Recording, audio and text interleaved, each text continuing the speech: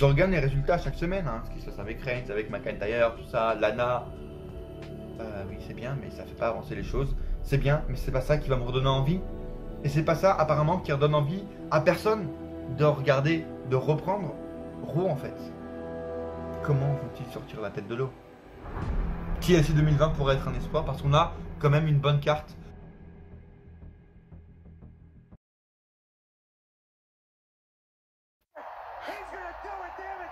Ils vont le faire.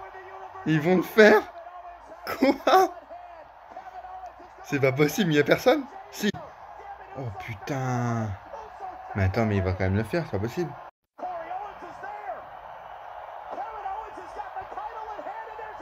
Oh putain, mais c'est interminable. Oh, mec, il est de retour, mais c'est incroyable. Mais il a fait comment, quoi? Ils sont supra résistants. Waouh.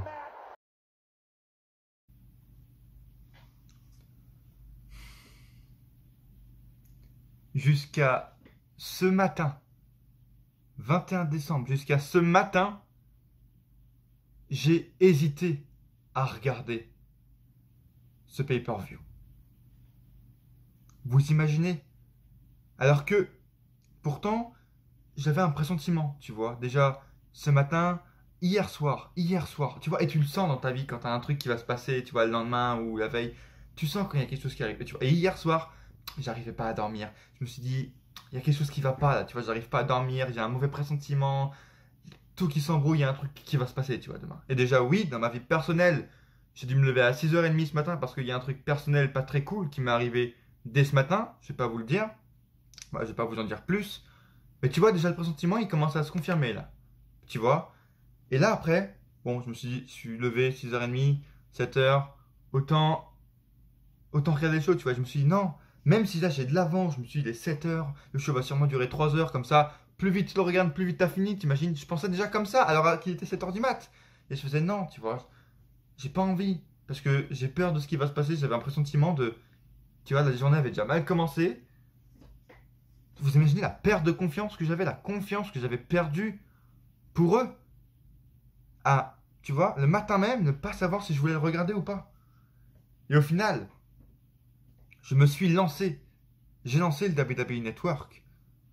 Je me regardais sur mon portable, tu vois. Au niveau pas les couilles, il n'y a pas plus bas. Normalement, je regarde toujours sur au moins ma tablette ou mon ordi qui est juste devant moi.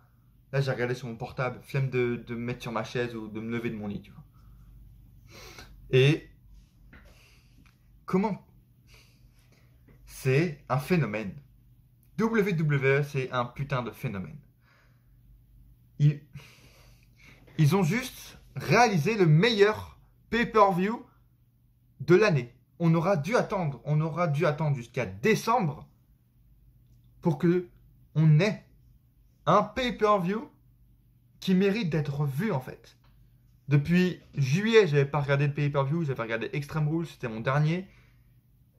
J'ai regardé rien entre, j'ai regardé les séries justement le mois dernier et j'avais pas regardé ni de Raw, de SmackDown, de NXT parce que ça m'avait gavé les Survivor Series, c'était dégueulasse, tu vois. Et je me suis dit TLC ça va être pareil. Et pourtant, dans ma vidéo pronostic, je me suis dit bon, il y a une carte qui propose des bons matchs, tu vois. Des trucs qui sont prévisibles, un peu moins, tu vois, mais je me suis dit bon, ça va encore être raté parce que c'est WWE, pourquoi il y aurait quelque chose de bon, tu vois. Et oui, je sais pas comment expliquer ce phénomène, je sais pas.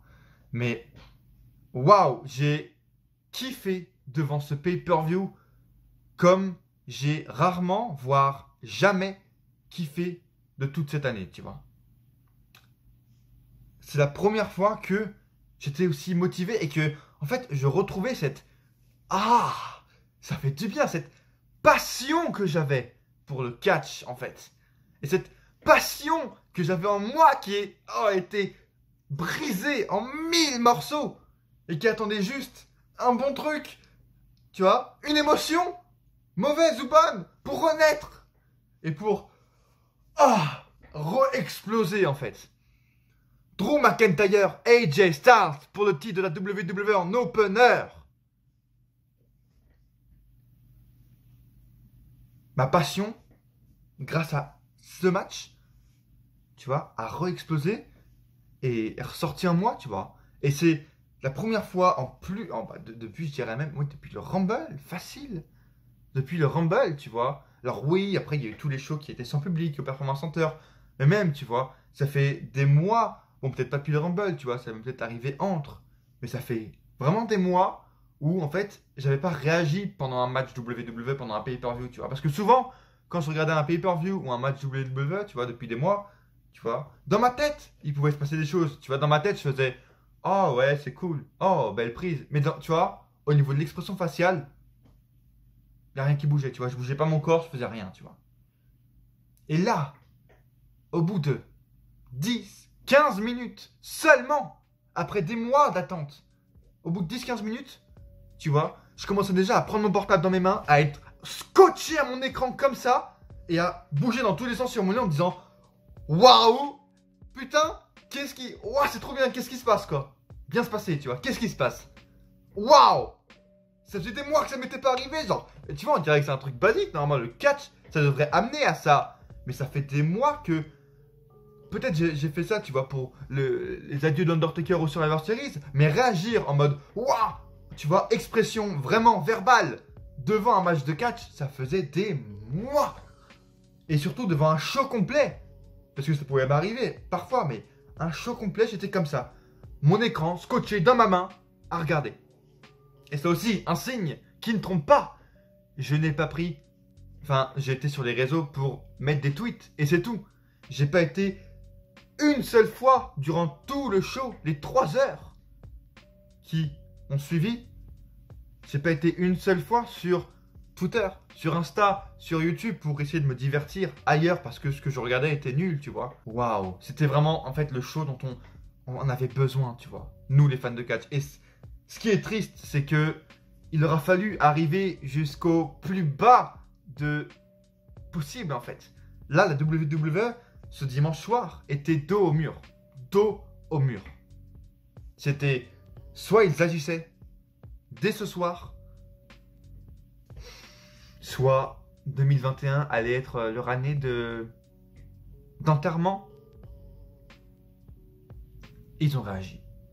C'est triste parce que, encore une fois, allez voir ma vidéo Every Catch que j'ai sortie hier où j'analyse en fait l'année 2020 un peu chez WWE et en fait j'analyse les audiences d'euros qui ont été les plus basses et c'est ça qui est triste.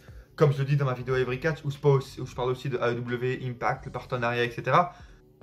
Ce qui est triste, encore une fois, c'est qu'ils aient fallu qu'ils aillent au plus profond du trou, tu vois, pour enfin qu'ils réagissent. Sûrement grâce aux chaînes comme USA Network et Fox qui leur ont fait un gros coup de pression et qui leur ont dit bon, soit vous faites un truc mieux ou vous dégagez simplement. Mais au moins, tu vois, il s'est passé quelque chose. Et au niveau de la violence, comme le demandait d'ailleurs USA Network, etc., ils demandaient du contenu un peu plus adulte. Et c'est normal en fait. Comme nous, on aime le contenu plus adulte, même quand on était gosse, tu vois. Les trucs avec Matt Riddle qui jetait ses pieds, tu vois, qui jetait ses tongs et tout. Même moi, quand j'avais 7 ans et demi, au bout de 2 mois, ça m'aurait gavé, tu vois. Donc là, fallait qu'il fasse pour tout le monde du contenu plus sérieux en fait. Plus adulte, mais juste plus sérieux, avec plus de logique. Et c'est ce qu'ils nous ont donné. Ce soir, à TLC, un pay-per-view en fait qui remplissait toutes les cases. C'est-à-dire du bon in-ring, des bonnes storylines, des catcheurs qui sont, tu vois, bien construits, des faces qui sont pas cons, Kevin Owens, Drew McIntyre qui agissent pas comme des débiles mentaux avec 2 de QI, tu vois, qui sont intelligents, qui baissent pas les bras, qui sont pas, tu vois, perdus au bout d'un seul contre, qui arrivent à se dégager, tu vois, des prises du heel, avec également des débuts de construction de futures storylines. Shelton Benjamin. Attends, est-ce qu'il y a une storyline de prévue avec Shelton Benjamin? Alors là, tu vois, là, ils m'ont pris sur le cours, et là, tu vois, je suis absorbé. Je suis intrigué par ce qui va se passer pour Shelton Benjamin. Tu vois? Mais ça me fait plaisir pour lui. Enfin bref. Dites-moi, vous, dans les commentaires, les gars, votre review, dans les commentaires, ce que vous en avez pensé de ce pay-per-view. Est-ce qu'il a été bon? Est-ce qu'il aurait pu être mieux? Est-ce que vous l'avez trouvé nul? C'est possible. Mais de ce que j'ai vu sur les réseaux, c'est plutôt une claque positive que s'est pris la VVE et dont elle avait terriblement besoin. Vraiment. On peut faire des reproches sur ce show comme le fait que, par exemple, Et ça, c'est un fait, tu vois. On n'a pas eu le temps de... Et c'est peut-être également pour ça que j'ai même pas, en fait, pris mon téléphone pour aller, tu vois, sur les réseaux Insta ou Facebook ou quoi. Parce qu'en fait, on n'avait pas le temps, en fait. Tout s'enchaînait tout le temps. Là, on a déjà débuté avec un gros opener énormissime. C'est normal, ils ont débuté avec un TLC, ils ont terminé avec un TLC match. Enfin, avec le Finn Bray Wyatt, dont on va reparler. J'ai pas compris la storyline du truc. Mais bon, bref.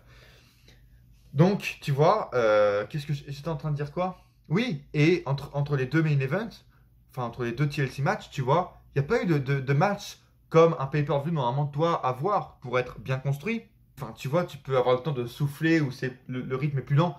Tous les matchs, pratiquement tous, tu te dirais tous en fait, ouais, tous, il n'y a même pas d'exception. Ils ont tous commencé, tu vois, sans avoir, tu vois, sans que ce soit un match d'anticipation où ça commence un peu lentement, où ça commence un peu avec du chain. Tous les matchs commençaient direct, tu vois, ça fonçait dans le tas, les catcheurs se fonçaient dedans, heel ou face, tu vois.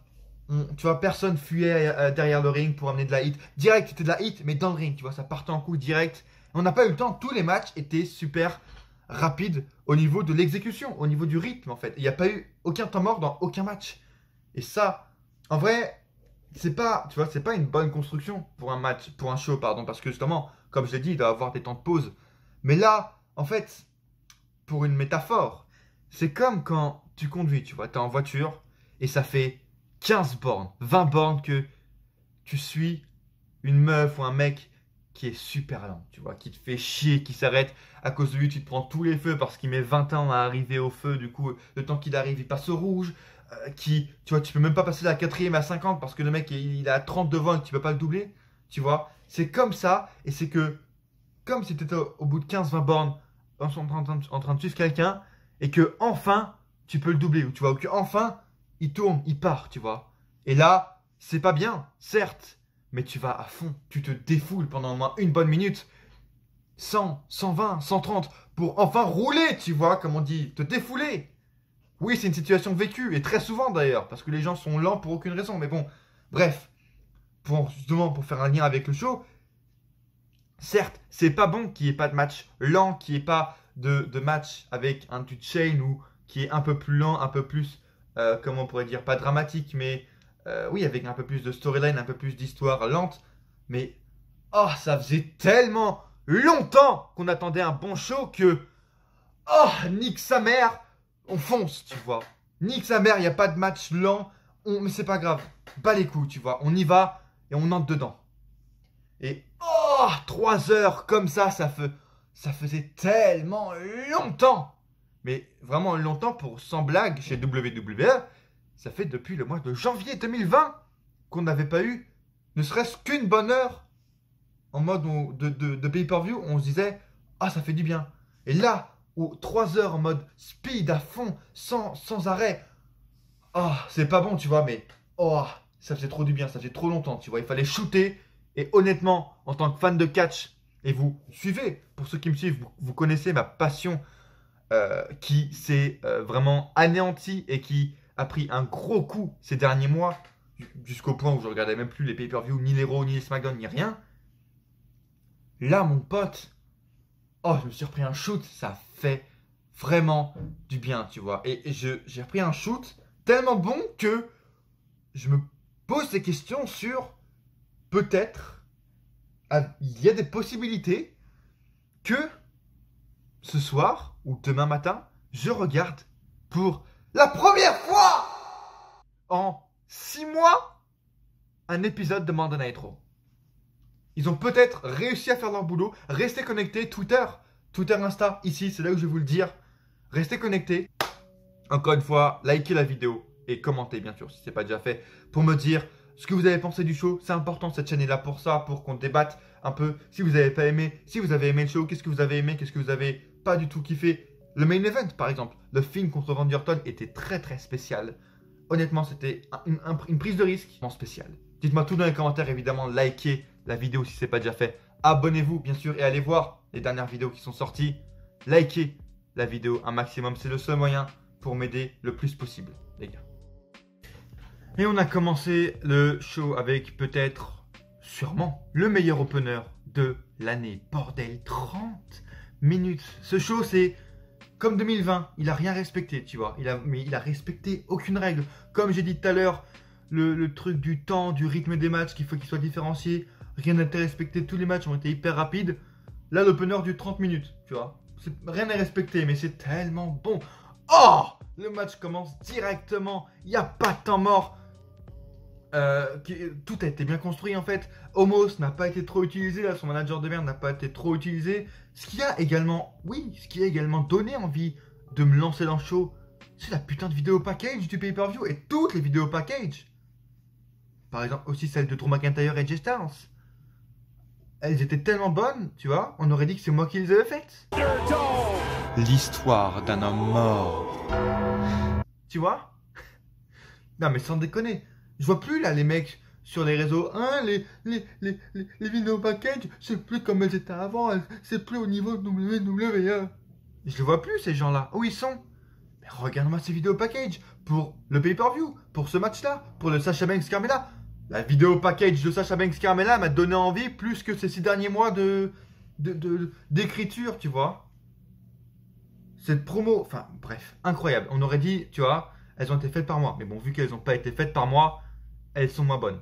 Tu vois. Mes vidéos intro, promo, package des Big Four Pay-Per-View WWE sont bien meilleures. Tout le monde le sait. Prendra fin.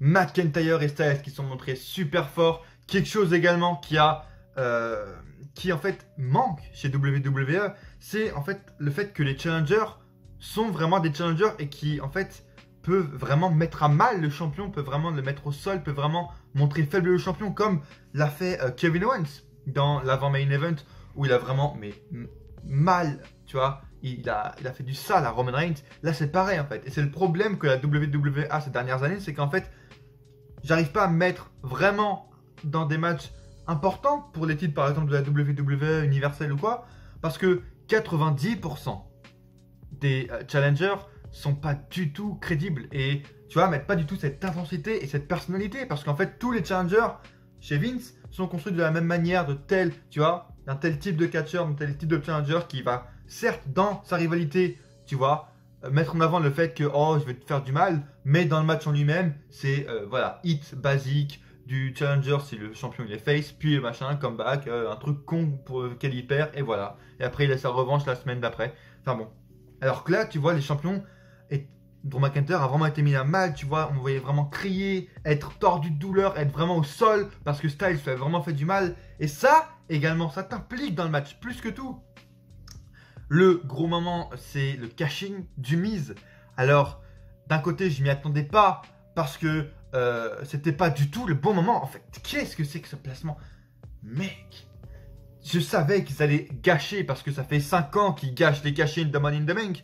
Et honnêtement, je crois que j'ai vu sortir une statistique qui dit que depuis 4-5 ans, voire plus, t'as une ou deux personnes qui ont détenu la mallette qui ont gagné le titre en fait. Là, c'était prévisible. Ils savaient pas quoi en faire. Ils sont passés de Otis au Miz. Et on savait très bien depuis le début que le Miz n'allait pas gagner. Mais là, le mec, normalement, tu vois, quand tu caches, t'attends que les deux adversaires soient au sol. Là, le mec, c'était le champion. Il était debout. Le champion, il était debout en train de monter. Il va cacher. Quoi? Mais mais tu peux pas avoir un pire timing pour ça. Tu vois, par exemple, ça, c'est un putain de truc con, en fait. Qui m'a presque fait sortir du match. Mais après, ça a bien été parce que la suite en mode triple menace avec John Morrison aussi. Mec, moi, je suis pas comme les autres en fait. Tu vois, les autres, quand ils ont dit, quand le Miz c'est raté, McIntyre a repris le dessus à un moment donné, les trois étaient au sol. Et McIntyre commençait à se. Enfin, je crois qu'il y avait qui? Omos, machin était là. Et je me suis dit, bon, il va. Tu vois, tout le monde se dit, bon, il va sûrement aider Styles ou quoi. Moi, la première chose que je me suis dit, c'est, mec, John Morrison est là. John va prendre cette putain de ceinture, va devenir champion maintenant, tout de suite. Respecte aucune règle, ce pay-per-view ne respecte rien. Alors, monte. C'était l'opportunité. J'étais vraiment comme un gosse, comme ça en mode, John, c'est ton temps. John, vas-y John, c'est toi maintenant, c'est ton temps. Et non, il a fui comme un lâche devant Omos. On y était à ça que John Morrison devienne enfin champion de la WWE. Putain, ça y était presque. Bref.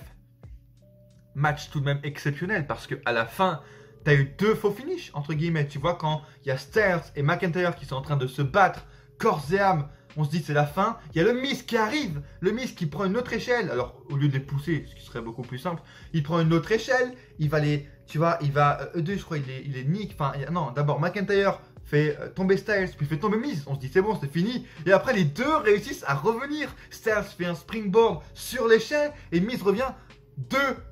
Tu vois, 2 finishes qui étaient des faux finishes. Ah, c'est magnifique. Magnifique fin, mais digne d'un main event de Big Four. C'est incroyable. Waouh! C'est vraiment super bien réussi. Bravo, tu vois. Le cash-in du Miz a été raté, mais très bien mis en avant. Très, très bien utilisé, en tout cas, ce cash-in. Bravo. Et McIntyre qui ressort tellement fort avec cette victoire face à 4 personnes en tout, que tu te dis, qui va le battre, en fait? Qui va les battre? Qui est crédible pour aller battre Drew McIntyre?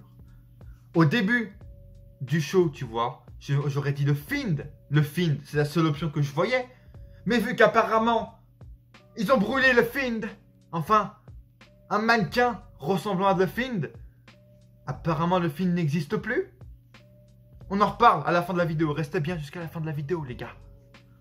Mais bon, bref, match exceptionnel, très très bien construit. Vraiment, les deux ont été mis en avant. Le Miz a aussi été mis en avant. Il va quand même ressortir fort. Mais la question maintenant qu'on se pose, c'est qui va aller, qui peut battre en fait Drew McIntyre? Qui? Et c'est tellement bon de savoir ça. Vous savez, ça fait des mois que je vous le dis. Je suis tellement fan de Drew McIntyre. Ça fait depuis que j'ai 9 ans et demi que je veux le voir champion de la WWE. Alors là, au sommet, tu dis ni Brock Lesnar, ni Roman Reigns, ni Orton, personne peut le battre. C'est magnifique. Je suis au sommet de mon plaisir, tu vois. Bon, bref. Si je mets une note, parce que peut-être il y aura le retour des notes pour ce pay-per-view, vu qu'il m'a vraiment donné envie, minimum 9 sur 10. On va pas y aller petite échelle par petite échelle. Banks affronte Carmella pour le titre de SmackDown. Première fois, du coup, que je découvrais Carmella, avec son nouveau personnage. Ce match a clairement été construit pour mettre en avant son personnage, pour le crédibiliser aux yeux des fans. On savait très bien qu'elle n'allait pas gagner en voyant du coup la vidéo package dont je vous ai dit il y a 2 minutes. Elle m'a hypé de fou cette vidéo package. Comment ça se fait que j'étais plus hypé presque le main event face à un Carmella Sasha Banks? Bravo, bravo WWE, waouh, énorme. Bref, oui, Carmella ne change rien avec sa nouvelle gimmick. Est-ce que je vois? Elle garde le même in-ring. Elle a changé de tenue, son entrée est pas super. Bizarrement, j'ai adoré la hit de Carmella et à un moment donné, en fait, même ce match, en fait, j'ai bien kiffé et j'ai même cru à un moment donné que, tu vois, Carmella allait réussir à prendre le titre. Mais après, j'ai réfléchi, j'ai fait, ah oui, 50-50 booking. Carmella a dominé la storyline. Banks va aller prendre la victoire, c'est ce qui s'est passé à la suite de 20 000 faux roll-up. Oh, c'était chiant. Pourquoi ils font ça toujours avec Sasha Banks en fait? Pourquoi il y a 20 000 roll-up quand il y a Sasha Banks sur le ring? Je comprends pas. Mais tout... Voilà, vraiment il était encore une fois hyper rapide et il était bien construit. Honnêtement, Carmella est quand même ressortie forte, bizarrement, de ce match, je trouve. Et ouais, j'ai quand même kiffé ce match. Et c'est quand j'aime un Carmella Sasha Banks produit par WWE que je me dis, il y a une bonne étoile sur ce show, il y a un truc qui va pas, qu'est-ce qui se passe en fait dans la vie là, qu'est-ce qui se passe? Est-ce que c'est le cadeau de 2020? Je sais pas. Ensuite, t'as le New Day qui affronte le Hurt Business pour équipe par équipe de Raw. L'un des matchs par équipe que j'attendais le plus depuis des mois, parce que enfin on a du 109 déjà dans la division par équipe. On a le New Day qui, on sait, quand on leur demande, tu vois, ils sont drôles, mais quand on demande au New Day de faire un match bon, les gars peuvent te sortir un 5 stars et les gars peuvent tout simplement construire un match monstrueux en fait. Et c'est ce qu'ils ont fait. Leur business, très content pour Shelton Benjamin, enfin qu'il soit mis en avant. Ça fait tellement plaisir, le pauvre. J'ai tellement eu de pitié, tu vois. Pendant ce match, j'ai repensé à ces 4 ans, le mec, 4 ans où il a jobé à SmackDown, à Raw, pendant des mois. Vous vous rappelez, le mec, il a fait son retour en backstage en 2016. Il arrive de tellement loin, ça me fait tellement plaisir pour lui.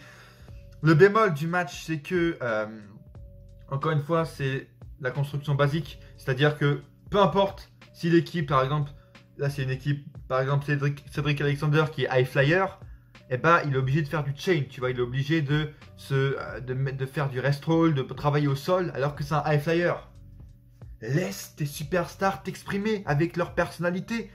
Ça peut être des heals, et il peut faire du high fly et très bien s'en sortir en tant que heal. C'est le petit bémol, mais honnêtement, ça a quand même été assez rapide, assez rythmé. Il y a quand même eu beaucoup de voltige, même Alexander, même Shelton Benjamin.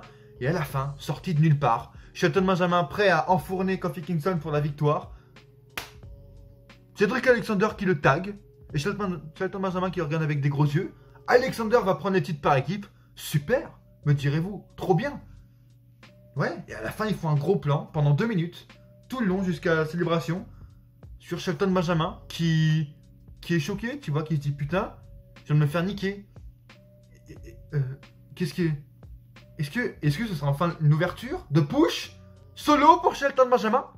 Est-ce que là, les mecs ont débuté une fucking construction de storyline pour Shelton Benjamin?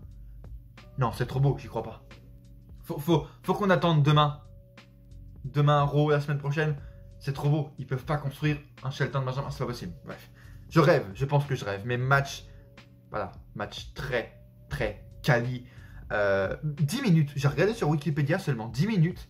Et bordel, il faisait plus. Je sais pas si c'est positif ou négatif, mais bref, j'ai quand même beaucoup, bien kiffé ce match.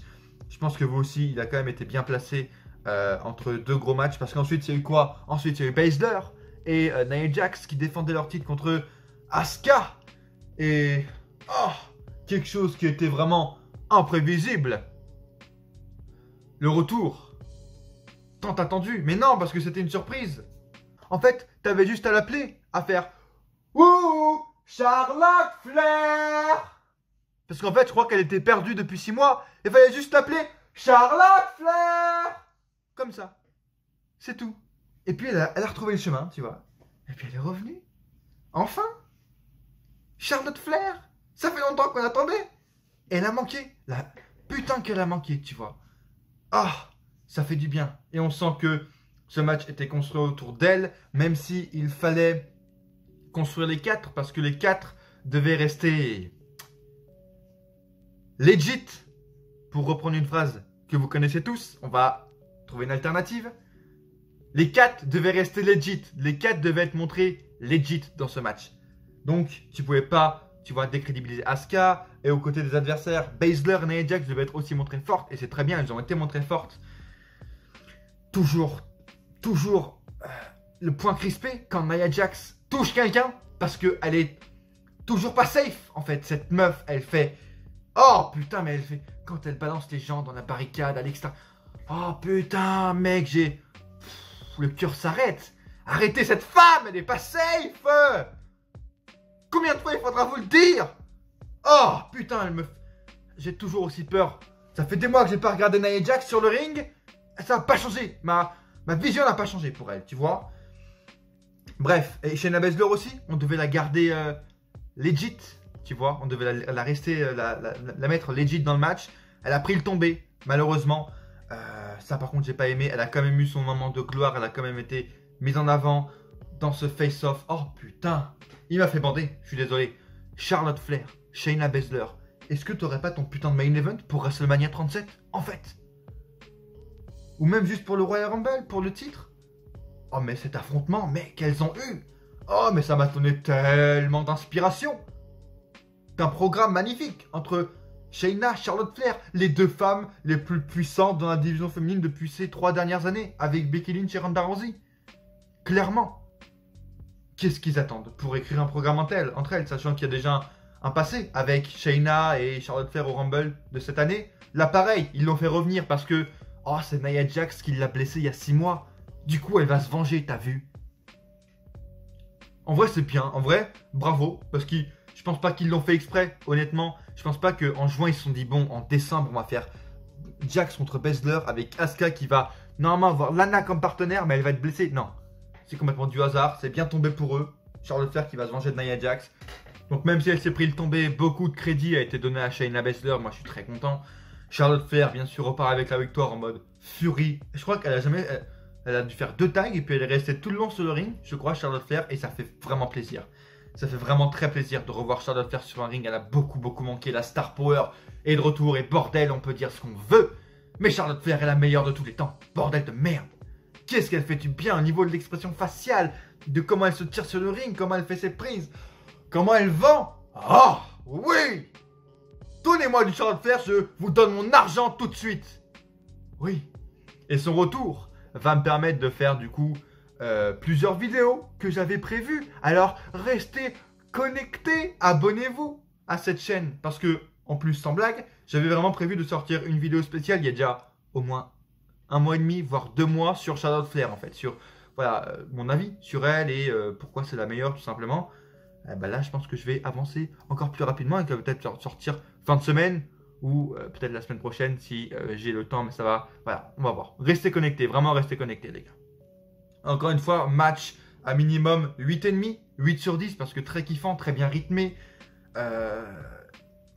C'est ce qu'on attendait en fait, donc bravo à elle. Nouvelle championne évidemment, Asuka Charlotte Flair pour amener de la Star Power au titre par équipe féminin, à la division féminine.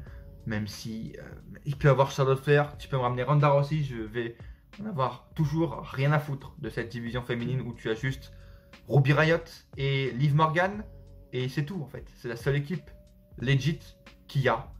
Voilà, donc je vais pas être plus hypé que ça. Avant dernier match déjà, et c'est passé tellement vite. Il n'y avait pas beaucoup de matchs, tu vois, il y en a eu 6 et c'est parfait. Pour 3 heures, tu as le temps de construire tes rivalités, ta storyline, ton match, ton histoire. Roman Reigns face à Kevin Owens. Oh, fuck. Bordel de merde. Quel match.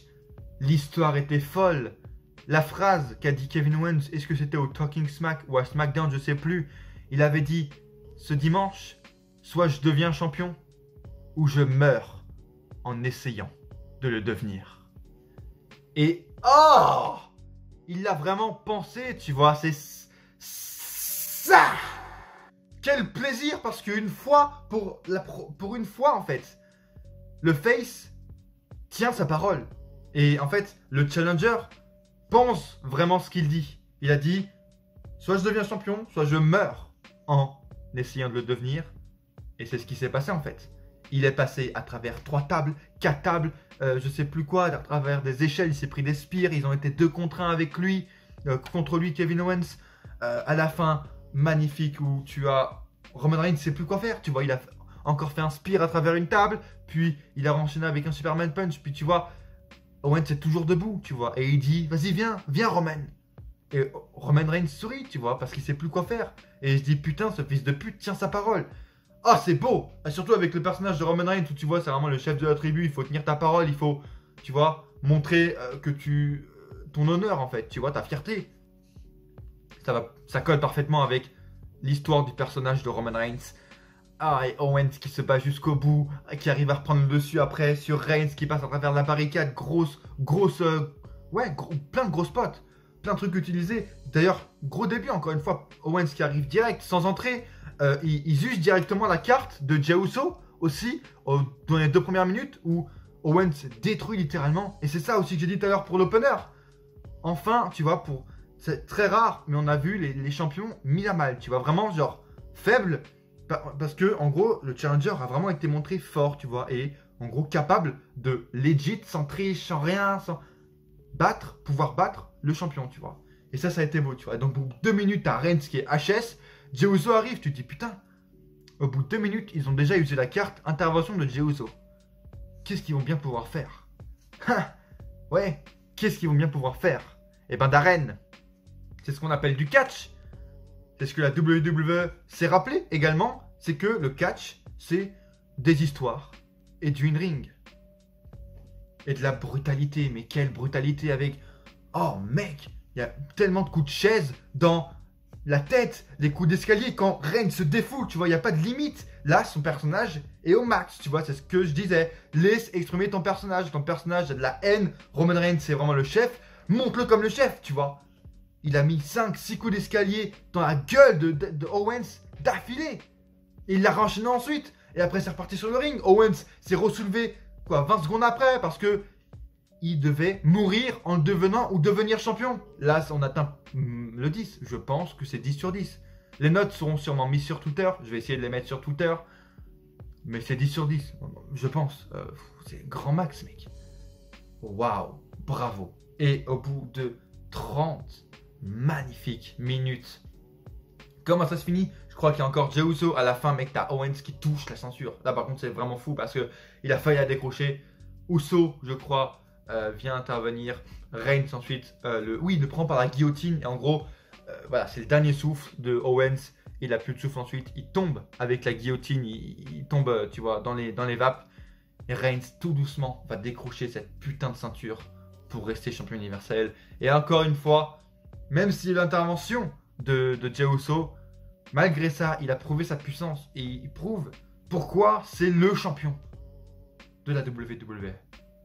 Comme Drew McIntyre. Et là, je pense qu'on a les deux champions les plus puissants et les plus charismatiques depuis ces 5 dernières années. Facile.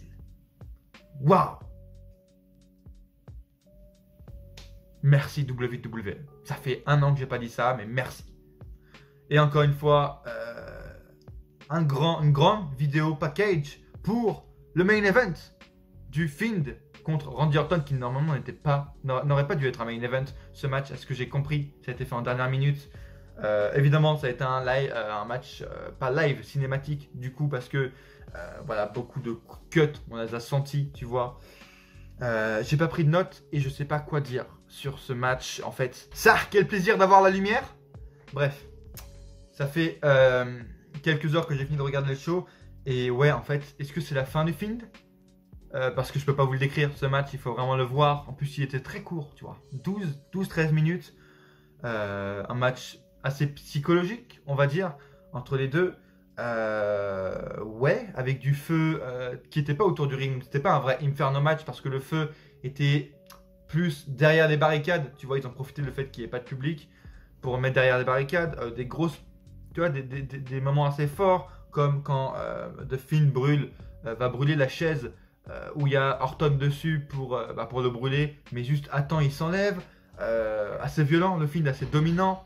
Orton qui, tu vois, est effrayé en fait du Fiend, mais en fait déjà dès le début j'ai plus la même envie de voir le Fiend qu'avant, tu vois. Je trouve que déjà il a trop été utilisé ces dernières semaines, il est trop utilisé.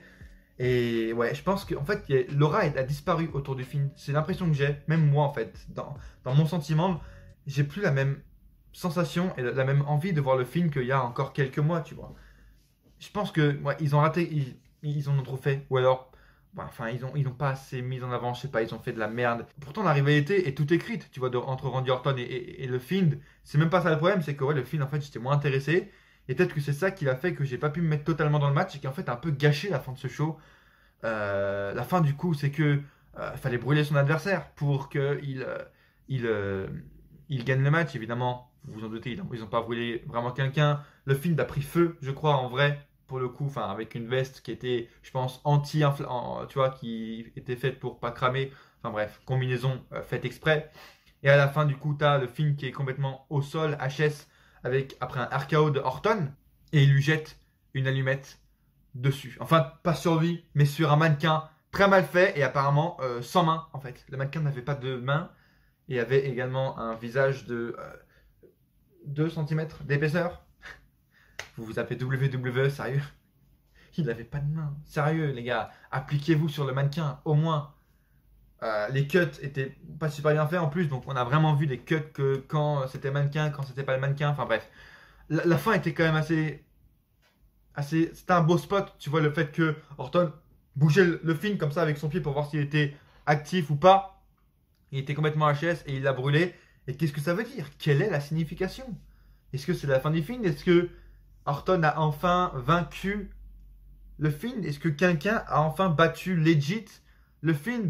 Et ouais, je sais pas où ils veulent en venir. Qu'est-ce que Orton va devenir après ça? Est-ce qu'il y a une revanche? Est-ce que le Fiend est mort? En tout cas, si je peux vous dire un truc, c'est que si le Fiend est mort, c'est sûrement la plus grosse erreur que puisse faire la WWE. Parce que le Fiend est peut-être le personnage qui aurait pu être le plus bankable et le personnage qui était le mieux construit et sur lequel il y avait le plus d'espoir pour la WWE, peut-être leur futur, en fait, grand personnage, leur futur Undertaker, et je suis pas le seul à dire ça, en fait. Donc s'il y a une fin, pourquoi, comment, quelle est la suite pour Bray Wyatt? C'est les seules questions que je me pose après avoir vu ça, en tout cas. Laissez dans les commentaires votre avis sur ça, likez les gars, la vidéo importante, c'est le seul moyen de me mettre en avant et de me soutenir. Si vous voulez me soutenir, abonnez-vous bien sûr, comme je vous l'ai dit, pour pas rater les futures vidéos qu'il y aura, peut-être sur Charlotte Flair, demain peut-être, sur Monday Night Raw, qui sait, Every Catch, n'oubliez pas d'aller voir le Every Catch par ici, là, dans le petit i, pour mieux comprendre mon avis sur Raw et voilà, sur la AEW, sur Impact. Si vous voulez avoir aussi mon avis sur ce que je pense de ce partenariat, allez voir cette vidéo là. La vidéo a été sûrement un peu longue, je m'en excuse, j'avais beaucoup de choses à dire. Bref, merci de m'avoir suivi. Allez me voir, allez me suivre sur tous les réseaux les gars, Insta, Twitter. J'ai réagi en direct sur Twitter à ce pay-per-view, n'hésitez pas à aller voir ça tout de suite. Et bref, ce qu'on peut dire, peu importe ce qui s'est passé, c'est que ce pay-per-view restera quand même dans les mémoires et dans la mémoire de cette année 2020 en termes de catch, parce qu'il a sûrement été le pay-per-view le mieux construit, voire même le meilleur pay-per-view de l'année. Et à coup sûr, on se retrouve dans une prochaine vidéo. Ou pas.